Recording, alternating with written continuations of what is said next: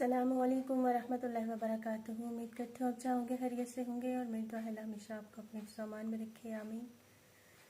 خواتین و حضرات، رمضان المبارک کا آخری عشرہ شروع ہو چکا ہے، اور یہ آخری دن، یہ آخری عشرہ اس لحاظ سے بھی بہت اہمیت رکھتا ہے کہ اس میں ایک رات ہے لیلۃ القدر، جس میں قرآن پاک نازل کیا گیا۔ قرآن پاک کی ایک سورہ قدر ہے جس کو ہم پڑھیں اور اس کا ترجمہ دیکھیں تو ہمیں پتہ چلتا ہے کہ اللہ خود فرما رہے ہیں کہ ہم نے اس قرآن کو شب قدر میں نازل کیا۔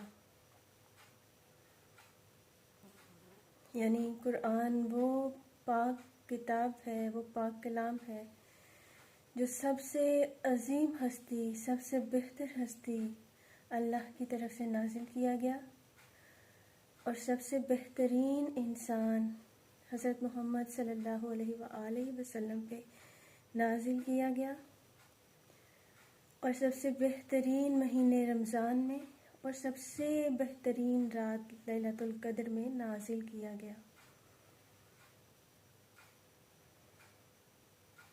اور لیلۃ القدر کیا ہے؟ یہ 1000 مہینے سے بہتر ہے۔ یہ ایک مہینے کی بات نہیں ہے، 2 مہینے کی بات نہیں ہے۔ اللہ فرماتے ہیں کہ 1000 مہینے سے بہتر ہے یہ ایک رات۔ اب اندازہ کیجئے کہ اس رات میں جو ہم عمل کریں گے وہ 1000 اعمال سے بہتر۔ اس رات میں جو ہم عبادت کریں گے وہ 1000 مہینوں کی، 1000 راتوں کی عبادتوں سے بہتر۔ یعنی اتنی اہمیت، اتنی فضیلت، سوچیں ذرا، غور کریں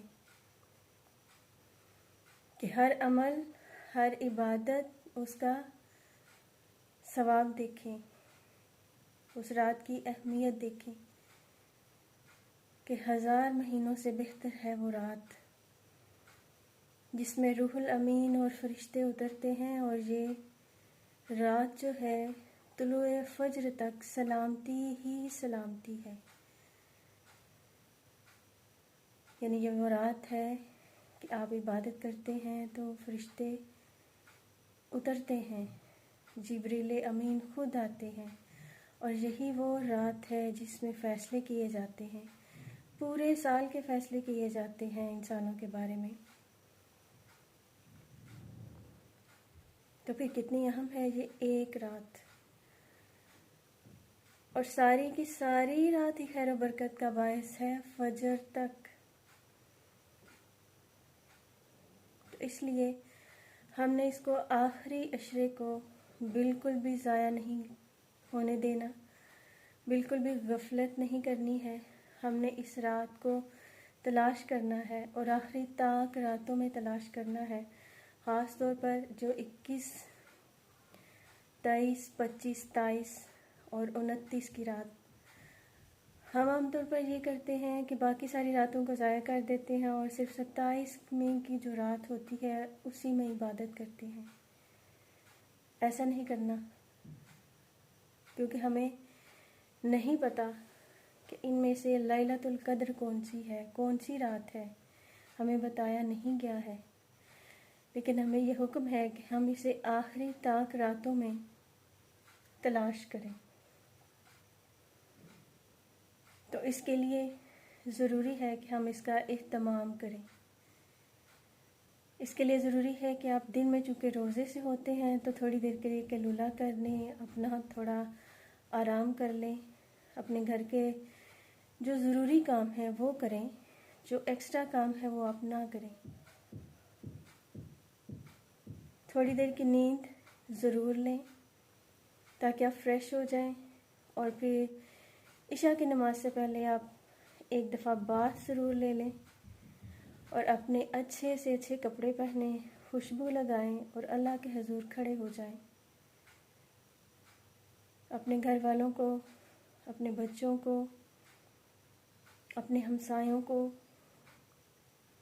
اس رات کی اہمیت سے آگاہ کیجیے، مل کے عبادات کیجیے، زیادہ سے زیادہ عبادات کیجیے، اپنے گناہوں کی معافی مانگیے، اس رات کو ڈھونڈیے، اس رات کو ضائع مت ہونے دیجیے، کیونکہ یہ صرف ایک رات نہیں ہے، یہ آخری طاق راتیں ہیں۔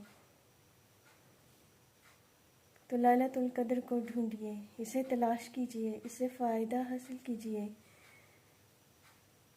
کیونکہ اللہ فرماتے ہیں کہ یہ وہ رات ہے جس میں ہم نے قرآن اتارا، اور یہ وہ رات ہے جو 1000 مہینوں سے بہتر ہے۔ تو اس رات میں زیادہ سے زیادہ دعائیں کیجیے، زیادہ سے زیادہ، جتنی کوتاہی آپ کر چکے ہیں، جو رمضان گزر چکا ہے، اس کوتاہی کو آپ دور کر لیجیے۔